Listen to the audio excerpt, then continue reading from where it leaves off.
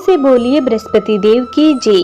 आज बृहस्पतिवार के दिन आप बृहस्पति देव की बड़ी ही दुर्लभ कथा सुनेंगे। इस कथा को सुनने से भक्तों की सभी मनोकामनाएं भगवान बृहस्पति देव की कृपा से पूर्ण हो जाती है। तो आइए बड़ी ही श्रद्धा भाव से इस कथा को सुनते हैं। प्राचीन समय की बात है। भारतवर्ष में एक राजा राज्य करता था। वह बड़ा ही प्रतापी और दानी था। वह नित्य गरीबों और ब्राह्मणों की सेवा सहायता किया करता था। वह प्रतिदिन मंदिर में भगवान के दर्शन करने के लिए जाया करता था, लेकिन यह बात उसकी रानी को बिल्कुल भी अच्छी नहीं लगती थी। वह न तो भगवान का पूजन किया करती थी और न ही दान करने में उसका मन लगता था। एक दिन राजा शिकार खेलने को वन में गए हुए थे, तो रानी और दासी महल में अकेली थी। उसी समय बृहस्पति देव साधु के वेश में राजा के महल में भिक्षा के लिए गई और भिक्षा मांगी, तो रानी ने भिक्षा देने से मना कर दिया। रानी ने कहा कि हे साधु महाराज, मैं तो दान पुण्य से तंग आ गई हूँ। इस कार्य के लिए तो मेरे पतिदेव ही बहुत हैं। अब आप ऐसी कृपा करें कि सारा धन नष्ट हो जाए तथा मैं आराम से रह सकूं। साधु ने कहा, देवी तुम तो बड़ी अजीब हो। धन और संतान से कौन दुखी होता है, इसकी तो सभी कामना करते हैं। पापी भी पुत्र और धन की इच्छा रखते हैं। अगर तुम्हारे पास अधिक धन है तो भूखे मनुष्यों को भोजन कराओ, प्याऊ लगवाओ, ब्राह्मणों को दान दो, कुआं, तालाब, बावड़ी, बाग, बगीचे आदि का निर्माण कराओ, मंदिर, पाठशाला, धर्मशाला बनवाकर दान दो, निर्धनों की कुंवारी कन्याओं का विवाह कराओ, साथ ही यज्ञ आदि कर्म करो। अपने धन को शुभ कार्यों में खर्च करो। ऐसा करने से तुम्हारा नाम परलोक में सार्थक होगा और तुम्हें स्वर्ग की प्राप्ति होगी। लेकिन रानी पर उपदेश का कोई प्रभाव न पड़ा। वह बोली, महाराज मुझे ऐसे धन की आवश्यकता नहीं जिसको मैं अन्य लोगों को दान दूं, जिसको रखने और संभालने में मेरा सारा समय नष्ट हो जाए। अब आप ऐसी कृपा करें कि सारा धन नष्ट हो जाए तथा मैं आराम से रह सकूं। साधु ने उत्तर दिया कि यदि तुम्हारी ऐसी इच्छा है तो जैसा मैं तुम्हें बताता हूँ तुम वैसा ही करना। बृहस्पतिवार को घर को गोबर से लिपना, अपने केसों को पीली मिट्टी से धोना, राजा से कहना कि वह बृहस्पतिवार को हजामत बनवाए, भोजन में मांस मदिरा खाना और कपड़ा धोबी के यहाँ धुलने डालना। ऐसा करने से 7 बृहस्पतिवार में ही आपका सारा धन नष्ट हो जाएगा। इतना कहकर वह साधु महाराज वहां से अंतर्ध्यान हो गए। इसके बाद रानी ने वही किया जो साधु ने बताया था। 3 बृहस्पतिवार बीते थे कि उसका समस्त धन संपत्ति नष्ट हो गया और भोजन के लिए राजा रानी तरसने लगे। तब एक दिन राजा ने रानी से कहा कि तुम यहाँ पर रहो, मैं दूसरे देश में चाकरी के लिए चला जाऊं, क्योंकि यहाँ पर मुझे सभी मनुष्य जानते हैं, इसलिए कोई कार्य भी नहीं कर सकता। देश चोरी परदेश भीख बराबर है। ऐसा कहकर राजा परदेश चला गया। वहाँ जंगल को जाता और लकड़ी काट कर लाता और शहर में बेचता। इस तरह जीवन व्यतीत करने लगा। इधर राजा के बिना रानी और दासी दुखी रहने लगी। किसी दिन भोजन मिलता और किसी दिन जल पीकर ही रह जाती। एक समय जब रानी और दासियों को 7 दिन बिना भोजन के रहना पड़ा, तो रानी ने अपनी दासी से कहा कि हे दासी, पास ही के नगर में मेरी बहन रहती है, वह बड़ी ही धनवान है, तू उसके पास जा और 5 सेर बेजर मांग कर ले आ, ताकि कुछ समय के लिए थोड़ा बहुत गुजर बसर हो जाए। दासी रानी की बहन के पास गई। उस दिन बृहस्पतिवार था। रानी की बहन उस समय बृहस्पतिवार की कथा सुन रही थी। दासी ने रानी की बहन को अपनी रानी का संदेश दिया, लेकिन रानी की बहन ने कोई उत्तर नहीं दिया। जब दासी को रानी की बहन से कोई उत्तर न मिला तो वह बहुत दुखी हुई और उसे क्रोध भी आया। दासी ने वापस आकर रानी को सारी बातें बता दी। यह सुनकर रानी ने कहा कि दासी, इसमें उसका कोई दोष नहीं है। जब बुरे दिन आते हैं तब कोई सहारा नहीं बनता। अच्छे बुरे का पता विपत्ति में ही लगता है। जो ईश्वर की इच्छा होगी वही होगा।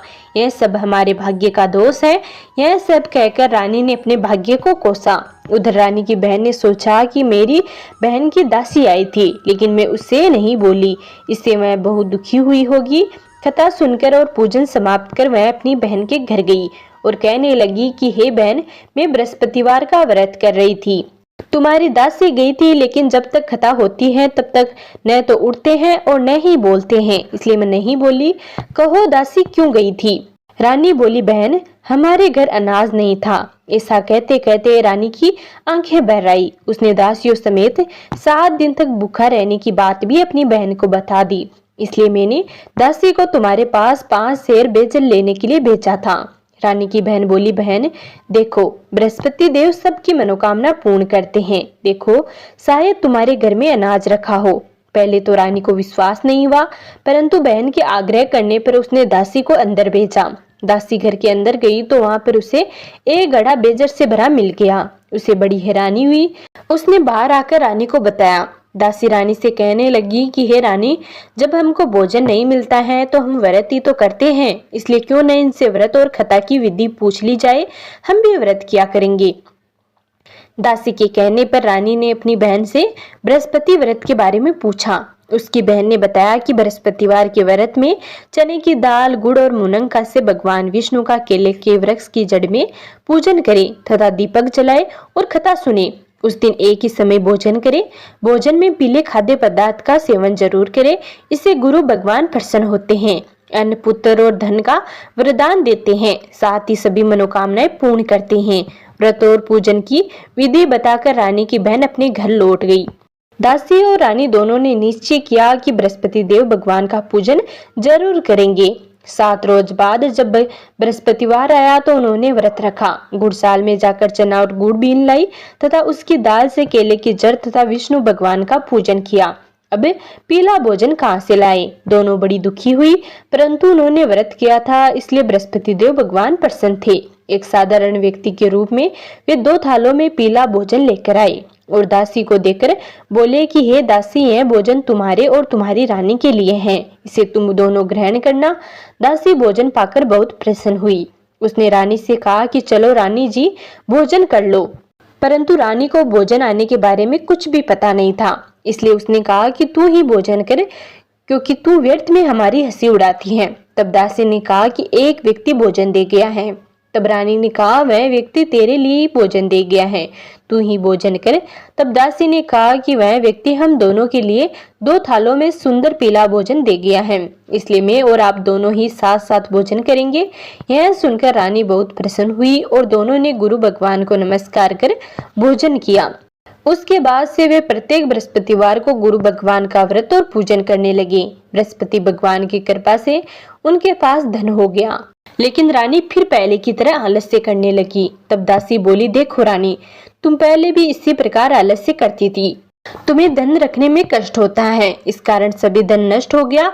अब गुरु भगवान की कृपा से धन मिला है तो फिर तुम्हें आलस्य होता है। बड़ी मुसीबतों के बाद हमने यह धन पाया है, इसलिए हमें दान पुण्य करना चाहिए। अब तुम भूखे मनुष्यों को भोजन करवाओ, प्याऊ लगवाओ, ब्राह्मणों को दान दो, कुआं, तालाब, बावड़ी और बाग बगीचे आदि का निर्माण कराओ, मंदिर, पाठशाला और धर्मशाला बनवाकर दान दो, निर्धनों की कुंवारी कन्याओं का विवाह कराओ, साथ ही यज्ञ आदि कर्म करो। अपने धन को शुभ कार्यों में खर्च करो, जिससे तुम्हारे कुल का यश बढ़े और स्वर्ग प्राप्त हो और पितृ प्रसन्न हो। दासी की बात मानकर रानी शुभ कर्म करने लगी। उसका यश फैलने लगा।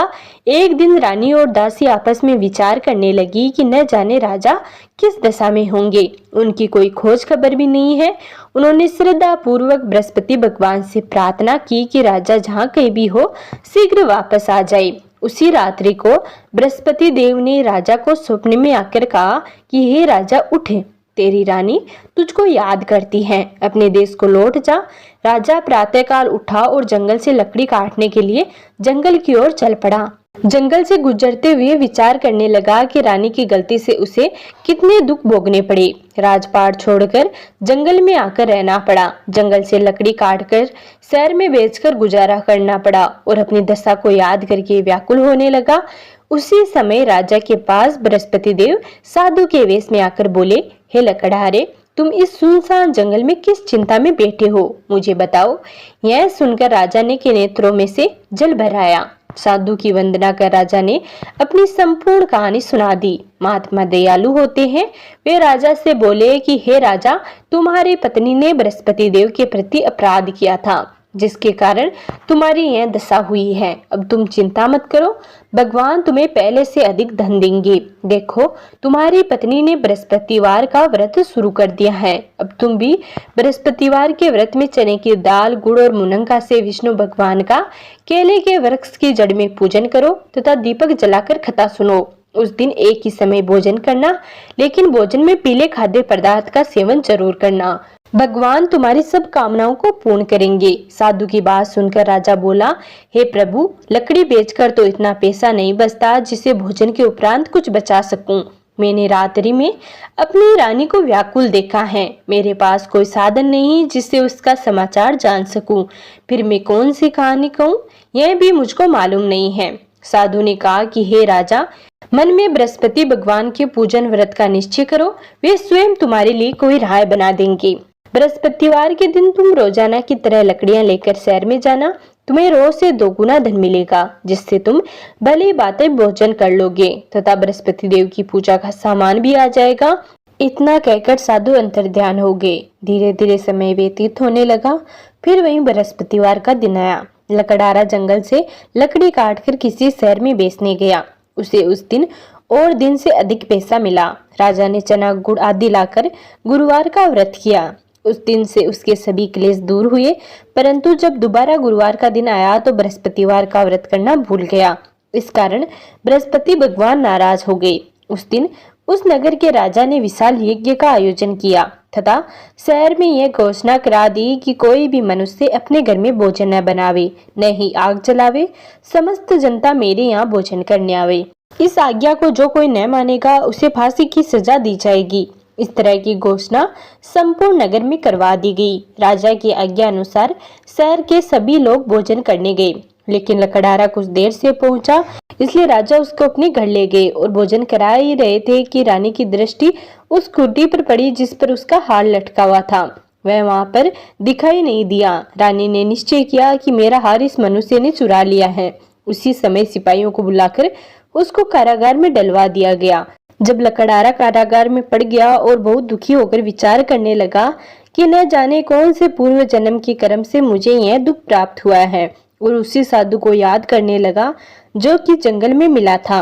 उसी समय तत्काल बृहस्पति देव साधु के रूप में प्रकट हुए और उसकी दशा को देखकर कहने लगे कि अरे मूर्ख, तूने बृहस्पति देव की खता नहीं करी, इस कारण तुझे दुख प्राप्त हुआ है। अब चिंता मत कर, बृहस्पतिवार के दिन कारागार के दरवाजे पर 4 पैसे पड़े मिलेंगे। उनसे तू बृहस्पति देव की पूजा करना, तेरे सभी कष्ट दूर हो जाएंगे। बृहस्पतिवार के दिन राजा को 4 पैसे पड़े मिले। लकड़हारे ने कथा कही। उसी रात्रि को बृहस्पति देव ने उस नगर के राजा को सपने में आकर कहा कि हे राजा, तुमने जिस आदमी को कारागार में बंद कर दिया है वह निर्दोष है, वह राजा है, उसे छोड़ देना। रानी का हार उसी खूंटी पर लटका है। अगर तू ऐसा नहीं करेगा तो मैं तेरे राज्य को नष्ट कर दूंगा। इस तरह रात्रि के सपने को देखकर राजा प्रातः काल उठा और खूंटी पर हार देकर लकड़हारे को बुलाकर क्षमा मांगी तथा लकड़हारे को योग्य सुंदर वस्त्र आभूषण देकर विदा कर दिया। बृहस्पति देव की आज्ञा अनुसार लकड़हारा अपने नगर को चल दिया। राजा जब अपने नगर के निकट पहुंचा तो उसे बड़ा आश्चर्य हुआ। नगर में पहले से अधिक बाग, तालाब, कुएं तथा बहुत सी धर्मशाला, मंदिर आदि बन गए हैं। राजा ने पूछा, यह किसका बाग और धर्मशाला है? तब नगर के सब लोग कहने लगे कि यह सब रानी और बांदी के हैं। तो राजा को बड़ा आश्चर्य हुआ और गुस्सा भी आया। जब रानी ने यह खबर सुनी कि राजा आ रहे हैं तो उन्होंने बांदी से कहा कि हे दासी, देख राजा हमको कितनी बुरी हालत में छोड़ गए थे। हमारी ऐसी हालत देखकर वह लौट न जाए, इसलिए तू दरवाजे पर खड़ी हो जा। आज्ञा पाकर दासी दरवाजे पर खड़ी हो गई। राजा आए तो उन्हें अपने साथ ले आई। तब राजा ने क्रोध करके अपनी रानी से पूछा कि यह धन तुम्हें कैसे प्राप्त हुआ? तब उन्होंने कहा कि हमें यह सब धन बृहस्पति देव के इस व्रत के प्रभाव से प्राप्त हुआ है। राजा ने निश्चय किया कि 7 रोज बाद तो सभी बृहस्पति देव का पूजन करते हैं, परंतु मैं तो प्रतिदिन में 3 बार कहानी तथा रोज व्रत किया करूंगा। अब हर समय राजा के दुपट्टे में चने की दाल बंधी रहती तथा दिन में 3 बार कहानी कहता। एक रोज राजा ने विचार किया कि चलो अपनी बहन के यहाँ हो आवे। इस तरह निश्चय कर राजा घोड़े पर सवार होकर अपनी बहन के यहाँ को चलने लगा। मार्ग में उसने देखा कि कुछ आदमी एक मुर्दे को लिए जा रहे हैं। उन्हें रोककर राजा कहने लगा कि अरे भाइयों, मेरे बृहस्पति देव की कथा सुन लो। वे बोले, लो, हमारा तो आदमी मर गया है, इसको अपनी खता की पड़ी है। परंतु कुछ आदमी बोले, अच्छा कहो, हम तुम्हारी कथा भी सुनेंगे। राजा ने दाल निकाली और जब कथा आदि हुई तो मुर्दा हिलने लगा, और जब कथा समाप्त हो गई तो राम राम करके मनुष्य उठकर खड़ा हो गया।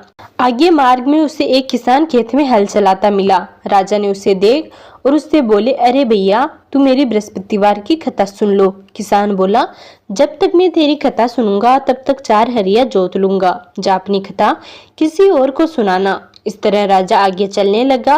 राजा के हटते ही बैल पछाड़ खाकर गिर गए तथा किसान के पेट में बड़ी जोर से दर्द होने लगा। उस समय किसान की माँ रोटी लेकर आई। उसने जब यह देखा तो अपने पुत्र से सब हाल पूछा और बेटे ने सभी हाल कह दिया। तो बुढ़िया दौड़ी दौड़ी उस घुड़सवार के पास गई और उससे बोली कि मैं तेरी कथा सुनूंगी, तू अपनी कथा मेरे खेत पर चलकर ही कहना। राजा ने बुढ़िया के खेत पर जाकर कथा कही, जिसके सुनते ही वह बैल उठ खड़े हो गए तथा किसान के पेट का दर्द भी बंद हो गया। राजा अपनी बहन के घर पहुंचा। बहन ने भाई की खूब मेहमानी की। दूसरे रोज प्रातःकाल राजा जगा तो वह देखने लगा कि सब लोग भोजन कर रहे हैं। राजा ने अपनी बहन से कहा, ऐसा कोई मनुष्य है जिसने भोजन नहीं किया हो, मेरी बृहस्पतिवार की कथा सुन ले। बहन बोली, है भैया, यह देश ऐसा ही है कि पहले यहाँ लोग भोजन करते हैं, बाद में अन्य काम करते हैं। अगर कोई पड़ोस में हो तो देखाऊं। वह ऐसा कहकर देखने चली गई, परंतु उसे कोई ऐसा व्यक्ति नहीं मिला जिसने भोजन न किया हो। अतः वह एक खुमार के घर गई जिसका लड़का बीमार था। उसे मालूम हुआ कि उसके यहाँ 3 रोज से किसी ने भोजन नहीं किया है। रानी ने अपने भाई की कथा सुनने के लिए कुमार से कहा, मैं तैयार हो गया। राजा ने जाकर बृहस्पतिवार की कथा कही, जिसको सुनकर उसका लड़का ठीक हो गया। अब तो राजा की प्रशंसा होने लगी। एक रोज राजा ने अपनी बहन से कहा कि हे बहन, हम अपने घर को जाएंगे, तू भी तैयार हो जा। राजा की बहन ने अपनी सास से कहा। सास ने कहा, हाँ चली जा, परंतु अपने लड़कों को मत लेकर जाना, क्योंकि तेरे भाई की कोई औलाद नहीं है।